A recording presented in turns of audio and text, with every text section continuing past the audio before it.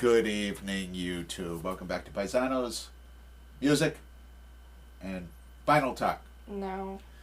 Genevieve is with us. No. Team Paisano. Info Force. My wife said that you couldn't see us, so we added a little extra lighting for this one. So here we They are can see us. in all our glory. Tonight we're going to talk about Traffic in their fifth studio album entitled The Low Spark of High-Heeled Boys.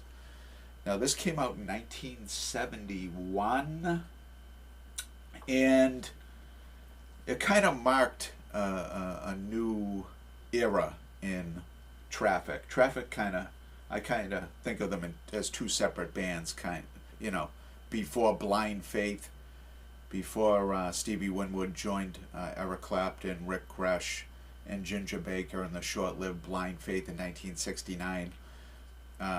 He thought that he was leaving Traffic, who put out two albums in 1967, 1968. And but when that broke up, he started putting out Traffic albums again. And we reviewed one of those, John Barleycorn Must Die. That was reviewed early in the channel. Go back and check it out. And this was the follow-up to John Barleycorn. And they kept going for a while longer, like to the mid-70s.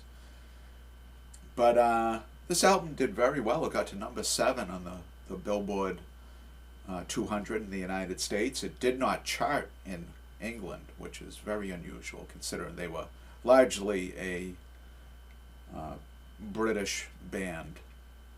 I hesitate to call them a rock band, although they do kind of fit under the rock umbrella, sorta. What would you consider them? I don't know. They kind of got their own thing. They're more acoustic, jazzy, not so much electric. Although some of their best songs have been like Mr. Fantasy is my favorite Traffic song from their debut, and that's a rock song. That's got some, distorted guitars and loud drums and all that. But for the most part, that wasn't what the band was like. It was a very kind of low key kind of group. They had horns. Chris Wood was back. The pink jeans are Yeah, not it, yeah. but with the Chris- purple shirt. Chris Wood, pastel, very pastel. He's talking about the shot of the band as they were in 1971. I think Dave Mason was back for this one, if I'm not mistaken. But Jim Capaldi kind of gave up the drum duties to, what the heck's his name? I really didn't become aware of him until I started doing research for this album. Got a very foreign-sounding last name. Rebop Kwaku Ba on percussion. That doesn't roll right off the tongue now, does it? Jim Gordon was here for drums. Ex-Derek and the Dominoes drummer. Shortly before he went insane.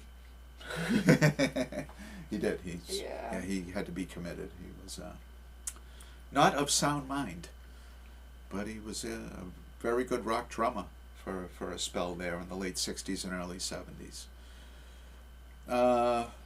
Solely has 6 songs on it, some long ones, including the title track, which is one of Traffic's best known songs, the title track, The Low Spark of High-Heeled Boys, coming in at 12 minutes and 10 seconds. And it was a great opportunity for a disc jockey to go and use the men's room or ladies' room. Nice 12-minute break. Good long song. Got a little bit of everything.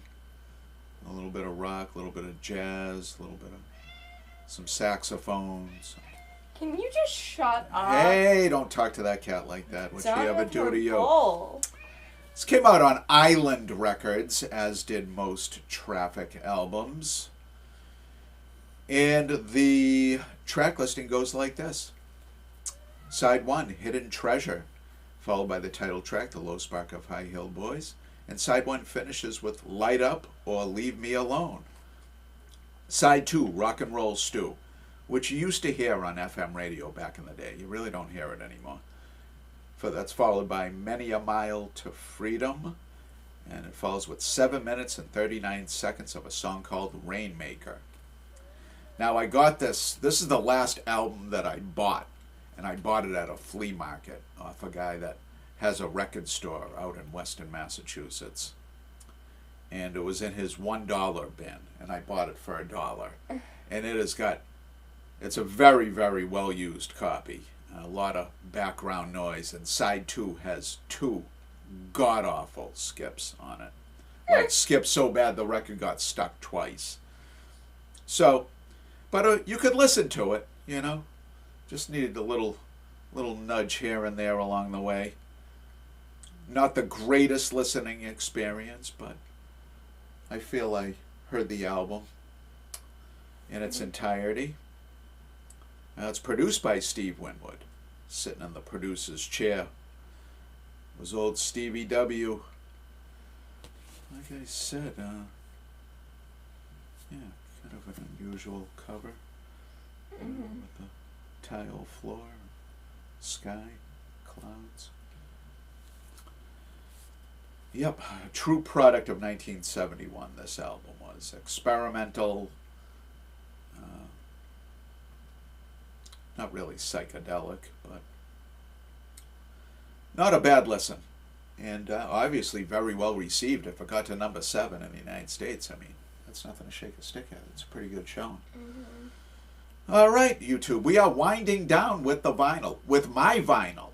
And that brings me to another very, very pleasant topic. I recently was donated some albums. Yep. KF, who I will refer to as a friend of the channel, KF, gave me some albums. And so it's going to keep the vinyl going for a long time before we switch over to the CDs and then the cassettes. So I'm still going through all of it now. It's a good little collection. You know, it's going to take a little bit to get through it, clean them up, record them and all that. But some albums that are going to be new to Paisano and Genevieve. So, tomorrow night, Genevieve is going to put her hand in the Pittsburgh Pirates hat and draw from 3 slips of paper. Why? Is all that's left Oh. from my original album collection.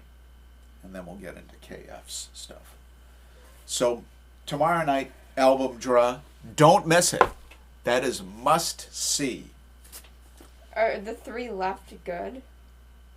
If I remember right, I think 2 are Led Zeppelin bootlegs. Oh, 2 out of the boy. 3. I don't know what the other one is. But that's the fun of the album draw. You never know what wacky, wild album we're going to review next week. So, until tomorrow night, YouTube. Thank you, and good night. Bye.